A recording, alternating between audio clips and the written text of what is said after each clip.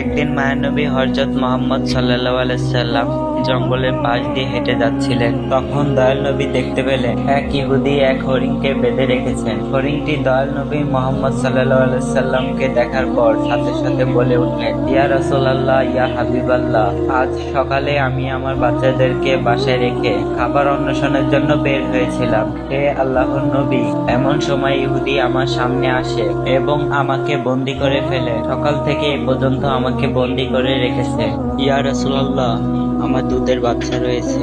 সকাল থেকে এ পর্যন্ত তাদেরকে আমি দুধ খাওয়াতে পারিনি। হয়তোবা তারা আমাকে না পেয়ে অনেক অস্থির হয়ে পড়েছে এবং তাদের গলা দুধ না খাওয়ার কারণে শুকিয়ে গিয়েছে। হে আল্লাহর নবী, ওগো আল্লাহর হাবিব, আমি শেষবারের মতো আমাদের বাচ্চাদের সাথে আমি একবার সাক্ষাৎ করতে চাই। দয়া করে আপনি এর একটা ব্যবস্থা করে দিন। হরিণের এই আর্জি শুনে দয়াল নবী হযরত মুহাম্মদ সাল্লাল্লাহু আলাইহি সাল্লাম মেয়ের অন্তর কেঁদে উঠল। তখন নবীজি ইহুদিকে বললেন, হে ইহুদি, তুমি কেন এই হরিণকে আটকে রেখেছ?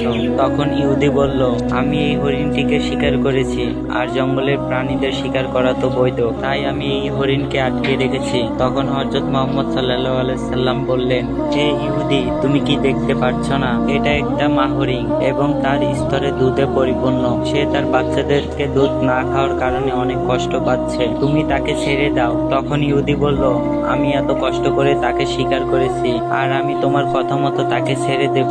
দয়াল নবী হযরত মহানবী সাল্লাল্লাহু আলাইহি সাল্লাম ওই ইহুদিকে বললেন, তুমি তাকে ছেড়ে দাও। সে শেষবারের মতো তার সন্তানদের সাথে দেখা করতে চায় এবং তার সন্তানদের সাথে দেখা করে তাদেরকে দুধ পান করিয়ে সে আবার তোমার কাছে ফিরে আসবে। বিশ্ব নবীর এই কথা শুনে ইহুদি বলল, বনের হরিণ কি আপনার বাপদাদার এবং তাকে একবার ছেড়ে দিলে সে আবার ফিরে আসবে? শিকার করা প্রাণী আজ পর্যন্ত ফিরে এসেছে এমন কোন নজির আছে? হযরত মুহাম্মদ সাল্লাল্লাহু আলাইহি সাল্লাম যখন দেখলেন ইহুদি হরিণটিকে ছেড়ে দেওয়ার জন্য কোনোভাবে রাজি হচ্ছে না, তখন দয়াল নবী মুহাম্মদ সাল্লাল্লাহু আলাইহি সাল্লাম ইহুদিকে বললেন, হে ইহুদি, তুমি হরিণটিকে ছেড়ে দাও, তার বিনিময়ে তুমি আমাকে বেঁধে রাখো। হরিণ যদি না আসে, তুমি আমাকে সারা জীবন বেঁধে রাখবে। তখন ইহুদি বলল, তাহলে সেই কথাই রইল, আমি হরিণটিকে ছেড়ে দিচ্ছি, তার বিনিময়ে তোমাকে বেঁধে রাখছি। হরিণটি যদি ফিরে না আসে, তাহলে তোমাকে সারা জীবন মুক্তি দান করব না। অতঃপর ইহুদি হরিণটিকে ছেড়ে দিল। তখন দয়াল নবী হযরত মুহাম্মদ সাল্লাল্লাহু আলাইহি সাল্লামকে বেঁধে রাখলো। তাড়াহুড়া করে হরিণটি বনের ভিতরে হারিয়ে গেল। তখন ইহুদি মনে মনে ভাবতে লাগলো, হরিণটি আর কোনোদিনও ফিরে আসবে না, আর এই লোকটাকে আমি সারা জীবন বেঁধে রাখবো।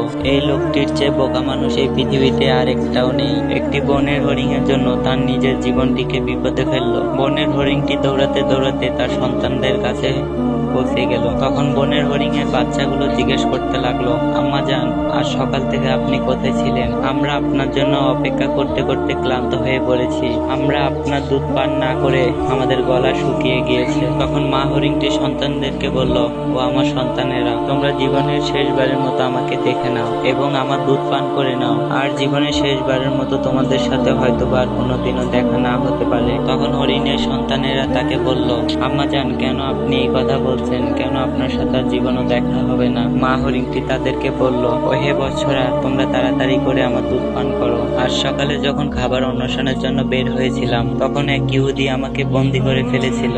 তখন মায়ানবী হযরত মুহাম্মদ সাল্লাল্লাহু আলাইহি সাল্লাম সেই পথ দিয়ে যাচ্ছিলেন। তখন আমি তাকে দেখে তোমাদের কথা বললাম এবং তাকে আরো বললাম, ইয়া রাসূলুল্লাহ, আমার সন্তানেরা দুধ না খেয়ে পিপাসা অবস্থায় আমার পথ চেয়ে বসে আছে, আপনি আমাকে তাদের কাছে যাওয়ার জন্য ব্যবস্থা করে দিন। তখন মায়ার নবী বিশ্ব নবী হযরত মুহাম্মদ সাল্লাল্লাহু আলাইহি সাল্লাম নিজেকে ইহুদির কাছে জিম্মেদার রেখে আমাকে তোমাদের সাথে দেখা করার জন্য শেষবারের মতো পাঠিয়ে দিয়েছে। ও আমার সন্তানেরা, নিষ্ঠুর ইহুদি আমার নবীকে বেঁধে রেখেছে, তাই তোমরা আমার দুধ পান করো। আমাকে আবার জলদি ফিরে যেতে হবে, আমি আমার নবীকে কখনো কষ্ট দিতে পারবো না। যখন হরিণের সন্তানেরা শুনলো তাদের মায়ের নবীকে বেঁধে রেখে এবং তাদের সাথে শেষবারের মতো দেখা করার জন্য এবং দুধ পান করানোর জন্য এসেছে, তখন হরিণের সন্তানেরা বলল, ও আম্মা জান, আপনি কিভাবে ভাবলেন মায়ের নবীকে বেঁধে রেখে আমরা দুধ পান করব?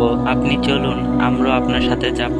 দয়াল নবীর হযরত মুহাম্মদ সাল্লাল্লাহু আলাইহি সাল্লামের কোনো কষ্ট আমরা সহ্য করতে পারবো না। অতঃপর হরিণের সন্তানেরা মায়ের নবী হযরত মুহাম্মদ সাল্লাল্লাহু আলাইহি সাল্লামের উদ্দেশ্যে রওনা দিল।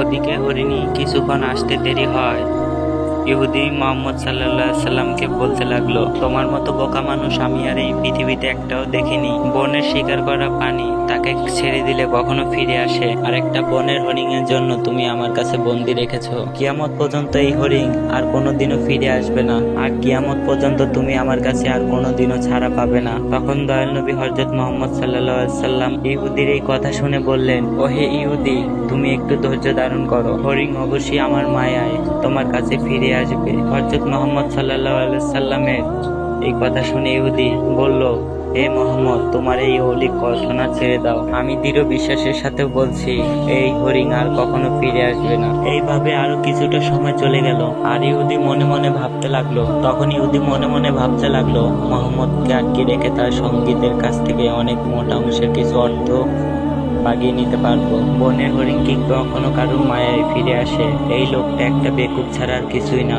এইভাবে আরো কিছুটা সময় অতিবাহিত হওয়ার পর তখন ইহুদি দেখতে লাগলো বনের ভিতর থেকে হরিণটি ফিরে আসছে এবং তার সাথে তার সন্তানেরও ফিরে এসেছে।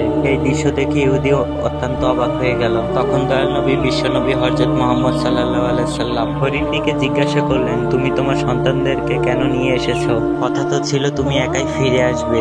ইয়া রাসূলুল্লাহ, আমি যখন আমার সন্তানদের কাছে ফিরে গিয়ে আপনার কথা বললাম, মায়ের নবী হযরত মুহাম্মদ সাল্লাল্লাহু আলাইহি সাল্লামকে বন্দি রেখে জীবনের শেষবারের মতো আমাকে তোমাদের সাথে দেখা করতে পাঠিয়েছে এবং জীবনের শেষবারের মতো তোমাকে আমার কাছে দুধ পান করার জন্য পাঠিয়েছে। তখন আমার সন্তানেরা বলল, ওহে আম্মাজান, আপনি কিভাবে ভাবলে মায়ের নবী হযরত মুহাম্মদ সাল্লাল্লাহু আলাইহি সাল্লামকে বন্দি রেখে কিভাবে আমি আপনার দুধ পান করবো আম্মাজান? ইয়া রাসূলুল্লাহ, তখন আমার সন্তানেরা আমার সাথে রওনা করে ফেলেছে। হে আল্লাহর নবী, আমি আপনার সাথে বেয়াদবি করার জন্য আমাকে ক্ষমা করে দিন। এতক্ষণ পর্যন্ত আমি আপনাদেরকে কষ্ট দিয়েছি।